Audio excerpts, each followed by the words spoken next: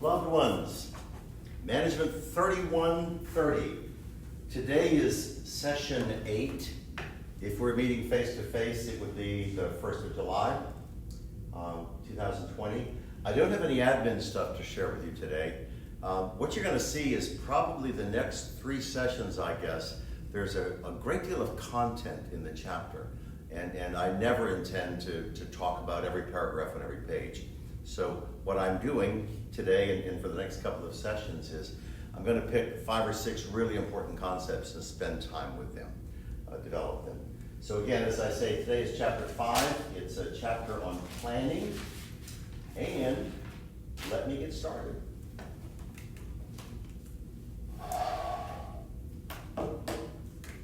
I'm on 158 in the textbook, and planning is defined, unsurprisingly, as formulating future courses of action to accomplish objectives or goals.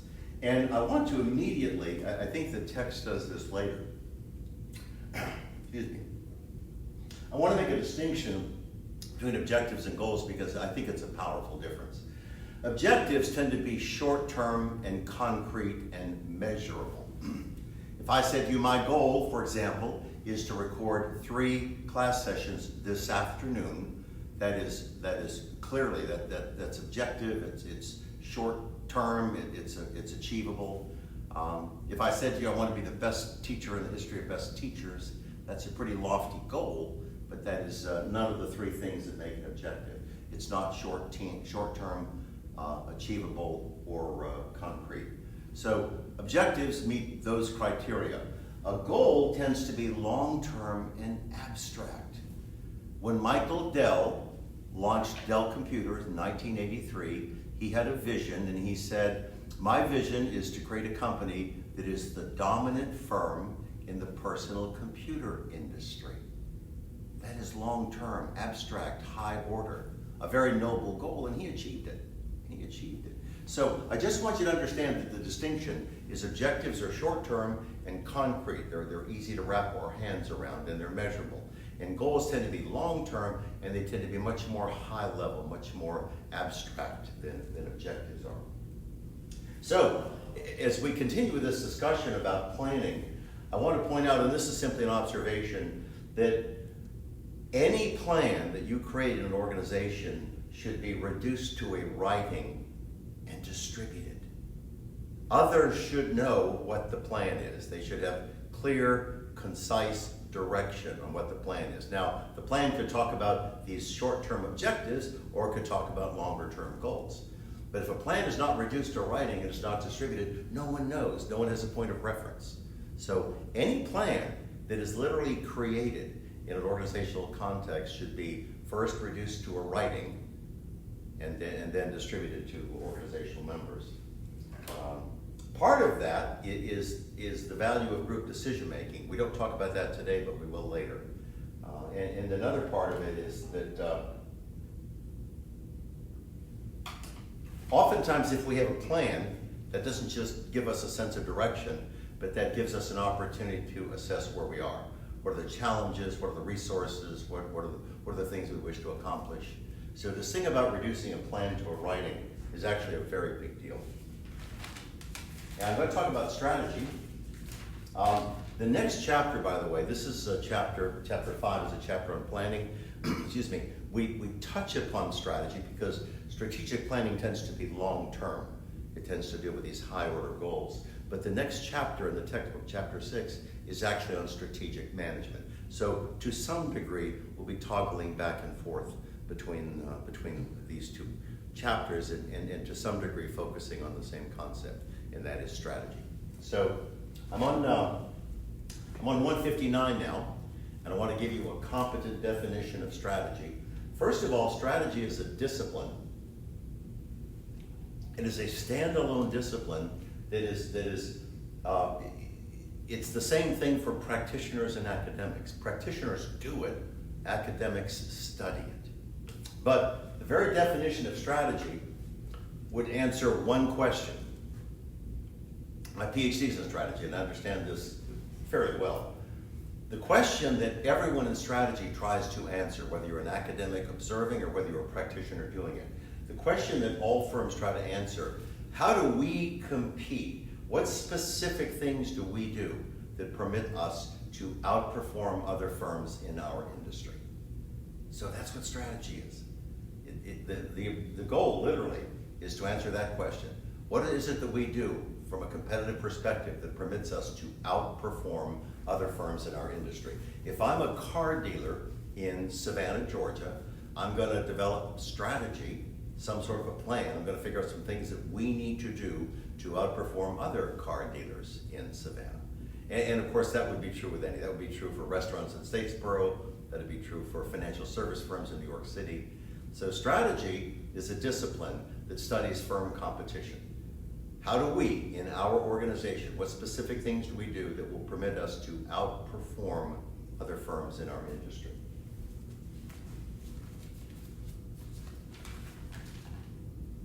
Now, I want to make a contribution on this topic of long-term planning that is not in the textbook, but I think you'll find it to be strikingly important. It really is. It may not be in the text, but it's incredibly common in practice. Incredibly common. So what I want to talk to you about is not strategic planning, where you have this long-term view and you craft a plan, you say, here's the 5-year plan, the 10-year plan, whatever, and you disseminate it, and everybody sort of adopts those as marching orders. What I want to talk to you about is something called scenario planning. So I need more time to do this. Let me get some stuff on the board for you.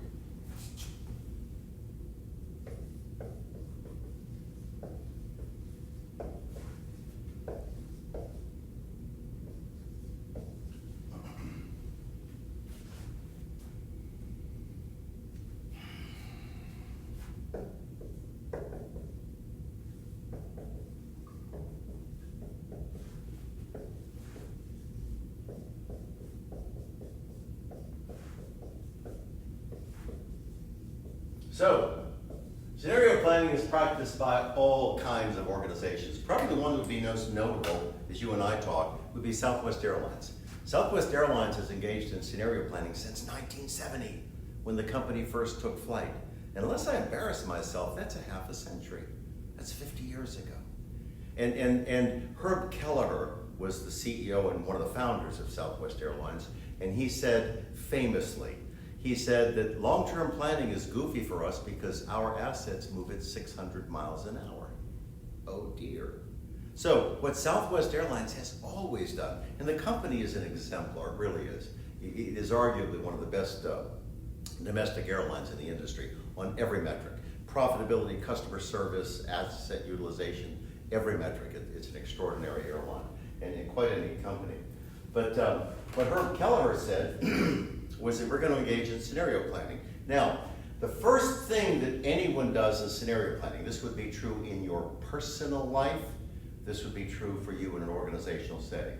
The first thing that you must do in scenario planning is you identify any events, anything that could happen in the course of your business that you judge to be high. When I say high, I mean high probability of occurring, and simultaneously, if it happened, it would have a high impact. Now, I would say to you that nuclear warfare is low-high. Very low probability of occurring, but very high impact if it did. So if I were charged with this responsibility for scenario planning, nuclear warfare would not be one of the things that I provided for. I might if I were a member of the Joint Chiefs of Staff, but if I'm a person in an organization, I'm not going to prepare for a nuclear war. But I want you to think about, I'll give you examples of things that I think make the criteria of high probability of happening and high impact if it did. What if you are, for example, UPS, and you have about 340,000 worldwide employees, and 180,000 of them are unionized?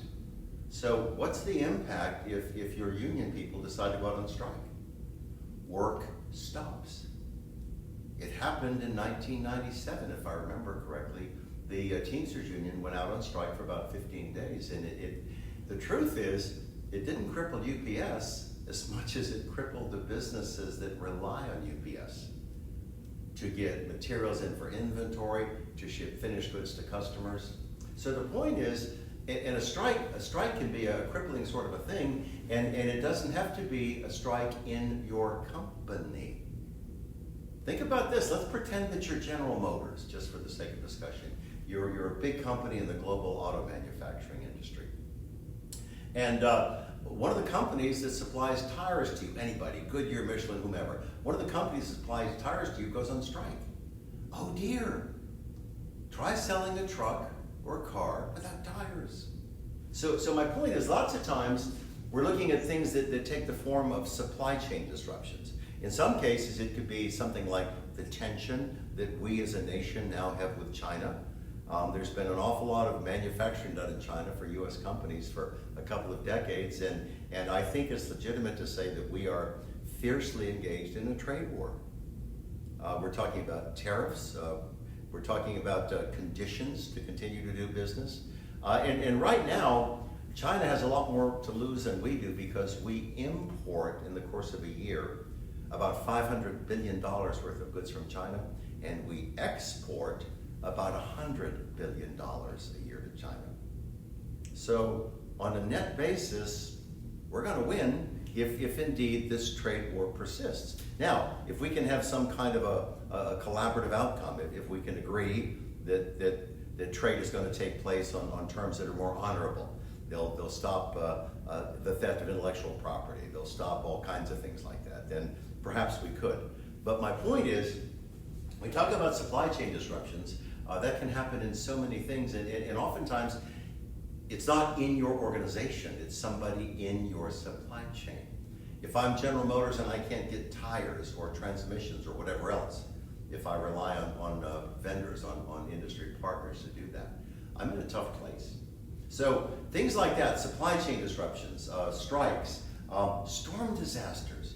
How many times in this country have we faced things like Hurricane Katrina, like tornadoes in the Midwest? I think we haven't faced this on a long-term basis, but there is a relatively, in my view, high probability that we could have a failure of the electric grid. If that's true, we're in a very dark place for weeks or months, aren't we? So I would certainly have a provision for that, a scenario plan for that. Civil unrest. We live in the greatest nation in the history of greatest nations, but in the last 2 weeks, there have been riots and looting and property damage in 30 major cities. And we here in the borough are not directly impacted by that, but think of all the people in Baltimore and Detroit and Chicago and all the other big cities that have been directly impacted. Businesses that are burned, looted, OOB, out of business for a variety of reasons. So all I'm sharing with you is that the first part of this process in scenario planning is you in your organization, you identify any events that you believe are high probability of occurring, and if they do, they're high impact.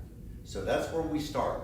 We start by identifying any events that we could potentially face in the course of business that are high probability and high impact. The second piece of this, not surprisingly, is we develop responses.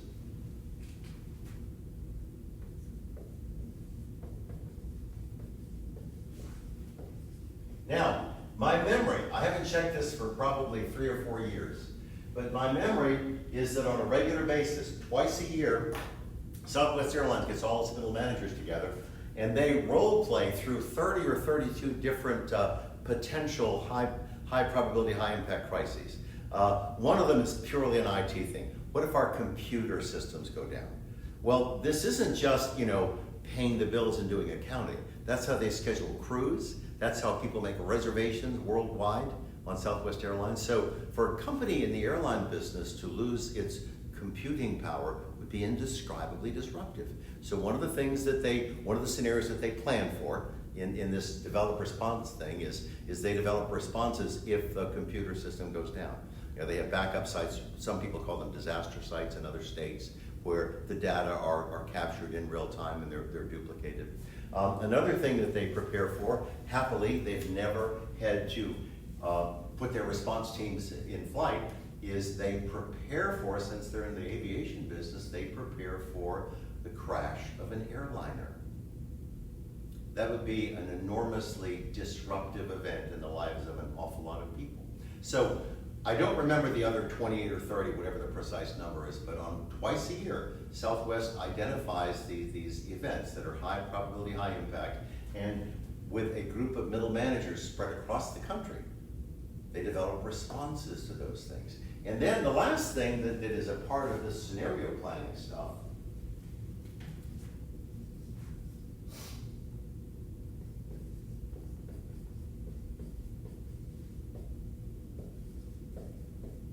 people who develop the responses to these high events rehearse. They practice. They do walkthroughs. They literally rehearse their responses to these events. Now, think about the value of that. If I'm Southwest Airlines and I said to myself, okay, one of the potential high events we could have would be a disruption in the supply of jet fuel. Not that the prices go up. That's a market sort of a risk. The fact that the price go up, we can raise the price of the tickets. If the cost of doing business goes up, we raise the price of the services that we sell. So that's a pretty straightforward thing, but a high event for Southwest Airlines would be an interruption in the source of fuel. We cannot get the supplies. So I can promise you their responses would sort of look like what I'm about to share with you. They might say, okay, we're going to cut back our flights. That is thing one. That means we're going to ground some aircraft, and sadly we can't accommodate every passenger. We're also going to code share. If people make reservations from us and another airline is traveling, say, Miami to Boston, if we serve the same city pairs, we will send our reserved passengers of that airline, if they can accommodate the shift, and just share in the revenue. We may take a commission for referring them or something like that. So my point is that I can promise you one of the high events that Southwest Airlines plans for in this scenario planning is the possibility, the relatively high probability, high impact, the possibility that there will be an interruption in access to jet fuel, so the airplanes can't fly. So again, I just wanted to share with you that scenario planning is not discussed in the textbook. I think that's a regrettable omission, but that is why I get the big bucks. Yes, the big bucks to teach. Faculty are all stinking rich. Did you know that? Yeah, billions. I have my own Gulfstream G650, 7 or 8 Lambos, and Ferraris and Aston Martins. Stinking rich. So, wanted to talk to you about scenario planning because I thought it had great value in this context.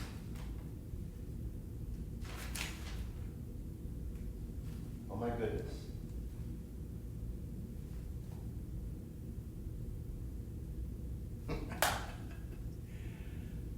I don't normally have my phone out on the table in the front of the room, but I just looked down and there's a text message from my probation officer. And the message says, replace the battery on your ankle monitor. How do they know? How do they know that the battery is low? Y'all, all I can remember about the Boulder County Jail is Wednesday is fried chicken day. Indeed. And the cooks at that jail, KFC's got nothing on them. Wednesday is fried chicken day at the Boulder County Jail. All I can remember. The rest of it's a blur. So I will get a fresh battery in the ankle monitor later.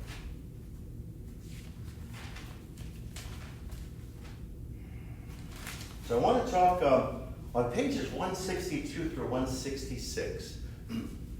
There's a discussion in the text about 3 things: mission, values, and vision. And what the textbook authors argue is that you should have statements for each of them. A mission statement, a value statement, a vision statement. I don't challenge that. But I also looked at the text and I'm really convinced that I can't add any value. All I would be doing is regurgitating what's on those pages. So that's on you. Read it, be aware of it, but I'm not going to, just from a time management perspective, I'm not going to devote any of our class time to that discussion. So I'm moving now to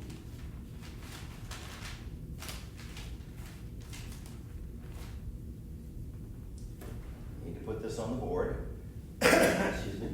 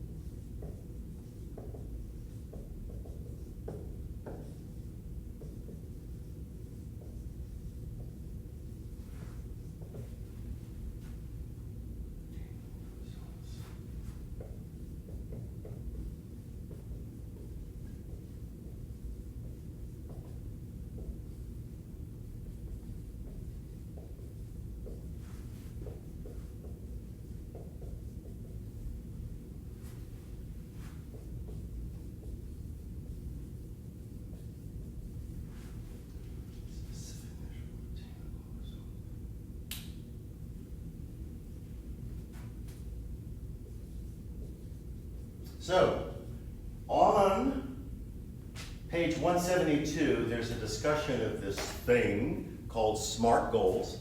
And it's presented, of course, in all capital letters because it's an acronym, and I get that. And you see what the letters in this acronym represent. Specific, measurable, attainable, results-oriented, and targeted dates. The authors present this SMART goals thing because it's simply a legitimate framework for developing goals. If you and I adopt this framework, goals become less fuzzy. They become more tangible. So let's just roll through it. The first thing is the goals need to be specific. Again, if you think about Michael Dell said 30-something years ago, 35 years ago, he said, I want to build a firm that becomes the dominant player in the PC computer industry. That was remarkable because he was 19 years old at the time and he achieved it. But how many of you could say, I want to build a company that's going to be the dominant firm in its industry? You might say that, but that's not very specific. Besides that, many of you are not going to be launching new businesses, especially early career. You're going to be embedded in an existing organization. So it is well if you say, for the sake of discussion, my goal, I'm making this up, my goal for the next year is to have a year-to-year increase in sales of 15%. Is that specific? Indeed it is. You know what they were last year or the current year and going forward, that is a target on the wall, isn't it? You've made a specific identification of a goal, something that has merit or objective. The thing about being measurable, if I said to you I want to be the best teacher in the history of best teachers, how do I measure that? I mean, I have several hundred kids a year. There are millions of college students a year. What if every one of my kids said, Norton's the best teacher? Really? What about the other 23 million kids? Would they come to the same conclusion? Yeah, not likely. So, this thing about goals being measurable, if you think about my example, I said I want to increase sales year to year, 15 years. This year is going to be 15%, forgive me. It's going to be 15% higher than last year. Or next year is going to be 15% higher than this year, whatever the window is. But you see how that is measurable? I'm not using these superlatives. I want to be the best. I want to deliver world-class service. I want to exceed your expectations. Those are platitudes. Those are empty promises. They're not measurable, are they? So, a SMART goal, its second virtue, its second piece is that it is measurable. How about attainable? I want to tell you a short story about attainable goals. A number of years ago, I don't remember specifically, but we had a president of this university named Brooks Keel. In my view, Brooks Keel was and is the worst university president in the history of worst university presidents. He's moved on to another university, and I'm sure that his reign of terror has gone with him. So, when Keel came here, this posting was his first ever position as university president. He had come from a background of reproductive sciences, and I'm sure he knew a great deal about the birds and the bees, but he didn't know much about successfully running a large organization. And the College of Business at the time had a wonderful dean, a guy named Ron Schiffler. He was in the second appointment. Deans are typically, in the university system of Georgia, deans are typically appointed for that position for 5 years. And then they're reevaluated, and if they wish to sort of stand for re-election, then they are considered for a second 5-year term. So Schiffler was at the midpoint of his second 5-year term. In my view, he was a great dean, well regarded by the faculty, active member of the community, a history of success. So we as a faculty were very, very pleased with having Ron Schiffler as our dean. So we get this new university president, and let me put something in context.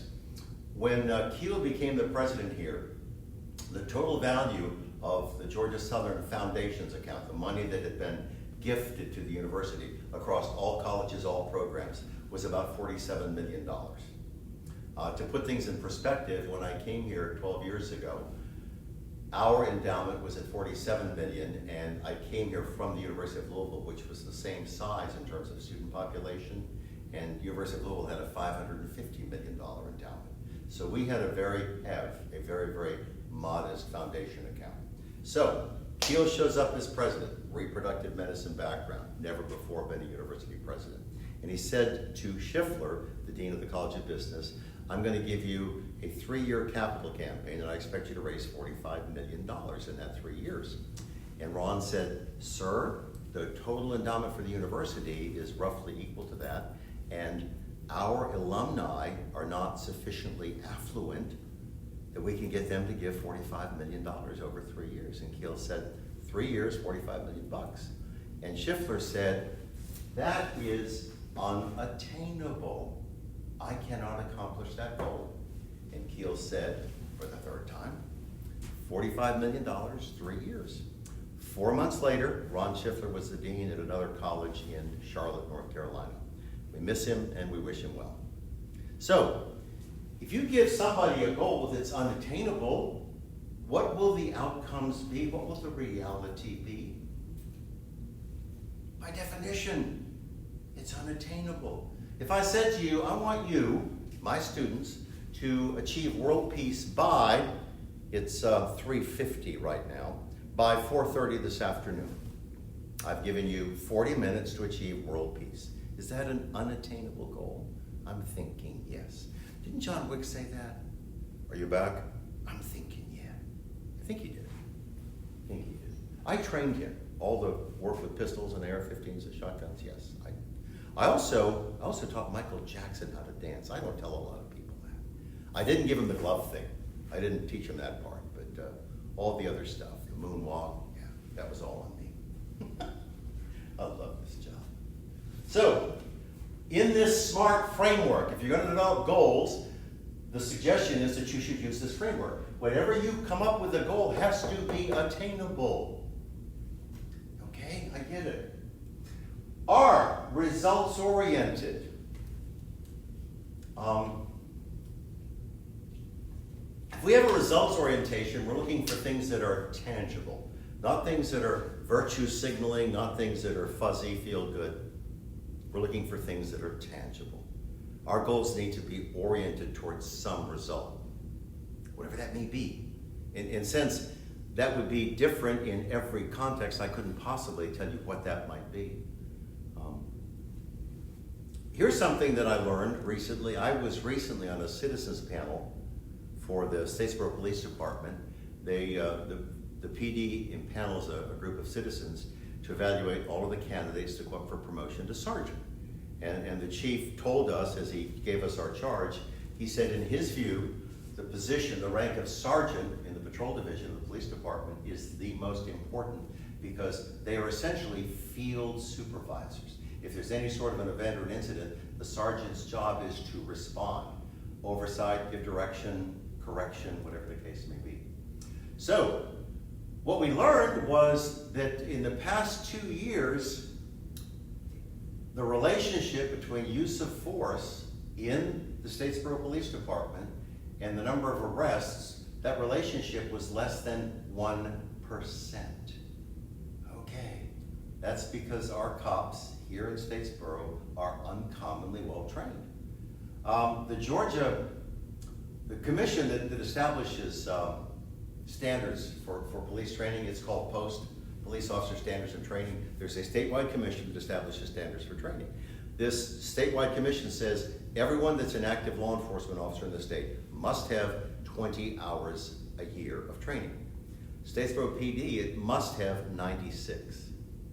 That is their requirement, which is roughly 5 times what the state mandates. And the average for the last several years across all the officers in the PD has been something like 130 hours. Because they don't just do the mandatory 96, they do other things. They have to seek approval from the department because sometimes it requires travel or funding or whatever the case may be.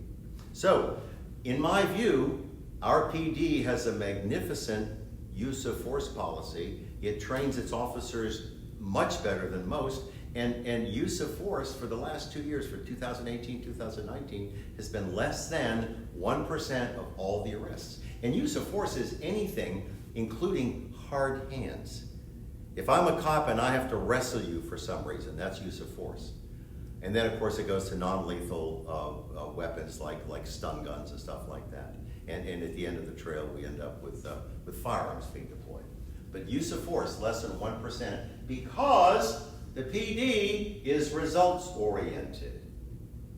They impose a requirement for training, they deliver it well, they support training outside of the department, and the results orientation is, if we're going to interact with the public, we're not going to be stupid when it comes to use of force. So, that's just an example, but the point is, results are just that. They're not feel-good things, they're not things that are pretend virtues. They are tangible results.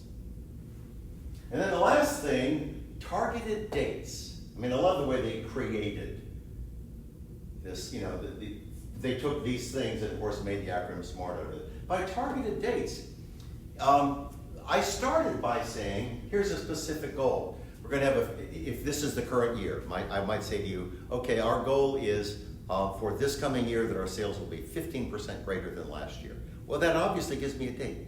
The date would be the end of this fiscal year. But could I say to you that we have to finish all of our, here at the university, we do a fair amount of training on an annual basis. We do training with cybersecurity, sexual harassment, just a bunch of things that are recurring training.